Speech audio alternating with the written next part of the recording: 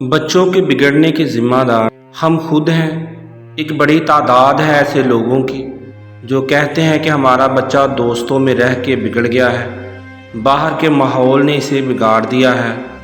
بچہ جھوٹ بولے تو دوستوں نے سکھایا، بدتمیزی کرے تو دوستوں نے سکھایا، بچہ گالی دے تو دوستوں نے سکھایا۔ نہیں جانے یہ سوچ ہی غلط ہے۔ در حقیقت بچے کے بگڑنے کی وجہ والدین کے اپنے فرائض کی عدم ادائیگی ہے۔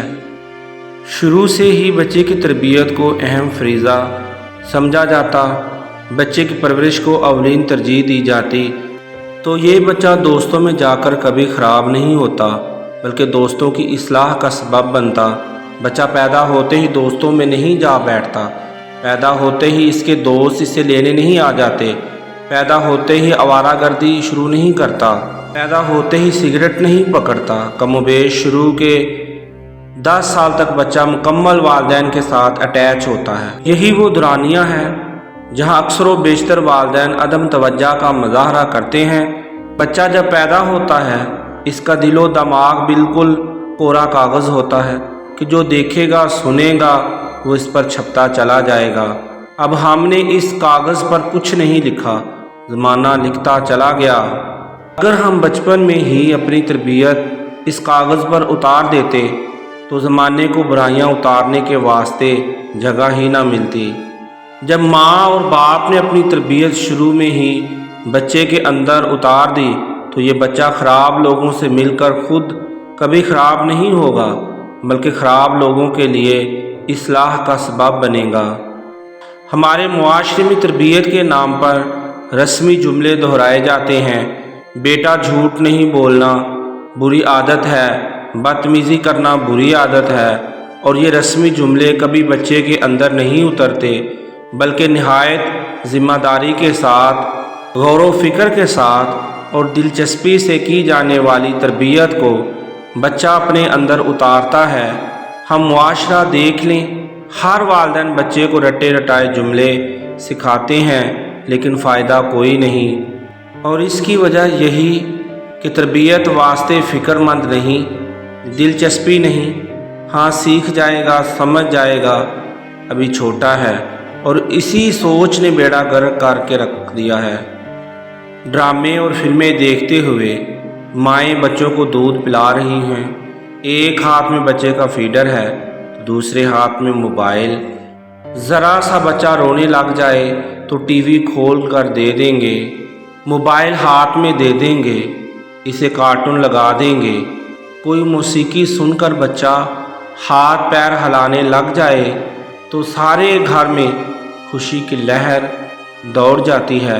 اب وہ ماں اپنے بچے کی اعلیٰ پرورش کیسے کر سکتی ہے کہ اس کی خود کی زندگی ڈرامے، فلمیں، موسیقی، شاپنگ، گھومنا گھمانا، موبائل، فیس بک تک محدود ہو۔ ایک نظر باپ کی ذمہ داریوں پر ڈالیں تو بس وہی رسمی معاملات، پورا دن کام میں مصروف، گھر آئے کھانا کھایا، بچے کو ایک راؤنڈ لگوا کر پھر دوستوں میں مصروف، اور پھر گھر آ کر موبائل میں مصروف۔ اسی طرح دن، پھر ہفتے اور پھر سال گزر جاتے ہیں۔ لہٰذا اس بچے کی تربیت کا جو سب سے اہم دورانیہ تھا وہ والدین نے اپنی ہی مصروفیات، اپنی ہی مستیوں میں ضائع کر دیا۔ بعد میں سر پکڑ بیٹھے کہ اولاد نافرمان ہے، اولاد بدتمیز ہے، دوستوں نے بگاڑ دیا، ماحول نے خراب کر دیا۔ ارے بھائی، ماحول کے ساتھ تو وہ بعد میں جڑے ہیں، دوست تو اس کے بعد میں بنے ہیں، اتنے سالوں سے تو وہ آپ ہی کے پاس تھے۔ ماں اور باپ دونوں کو مل کر ذمہ داری کے ساتھ بچے کی تربیت کرنی ہوگی۔ اپنے آپ کو لگانا ہے، اپنے آپ کو کھپانا ہے۔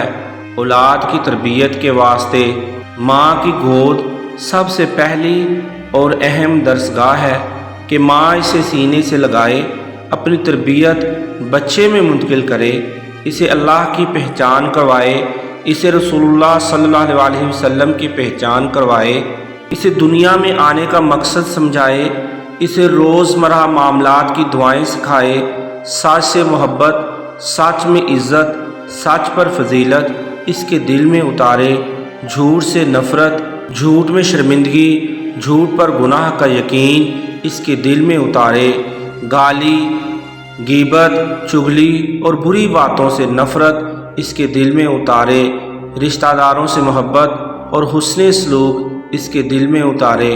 جب ماں کے اندر دین ہوگا، ماں کے اخلاق اچھے ہوں گے تو یہاں نسلوں کی نسلیں پروان چڑھیں گی۔ اسی طرح باپ ہے کہ روزانہ بچے کے ساتھ بیٹھ کر کچھ وقت گزارے، روزمرہ کے معاملات کا پوچھے، صحیح غلط کی پہچان کروائے، بڑوں کا ادب، بڑوں کی عزت سمجھائے، غریبوں سے محبت، ضرورت مند کی مدد کا جذبہ اور شوق اس کے اندر پیدا کریں، اور اس کے سامنے یہ ٹیلی ویژن، موبائل، ڈرامے، فلمیں وغیرہ کا استعمال بالکل نہ ہو۔ اس کے سامنے لڑائی جھگڑے، گالم گلوچ، شور شرابہ بالکل نہ ہو۔ بچہ ذرا بڑا ہو جائے تو اسے نماز پر اپنے ساتھ لے کر جائیں، اسے لوگوں سے ملنا جلنا سکھائیں، اچھے کام پر اس کی حوصلہ افزائی ہو۔ فارغ اوقات میں پاس بٹھا کر رسول اللہ صلی اللہ علیہ وسلم اور صحابہ کرام کے واقعات سنائیں۔ ایسے ماحول سے نکل کر آپ کا شہزادہ جب باہر کی دنیا میں آتا ہے تو کبھی باہر کے لوگوں سے خراب ہو کر نہیں آئے گا، بلکہ ان کے لیے اصلاح کا سبب بنے گا، ان کے لیے خیر کا سبب بنے گا۔ جہاں جائے گا اپنی اچھائی چھوڑ آئے گا، جہاں جائے گا والدین کا نام چھوڑ کر آئے گا۔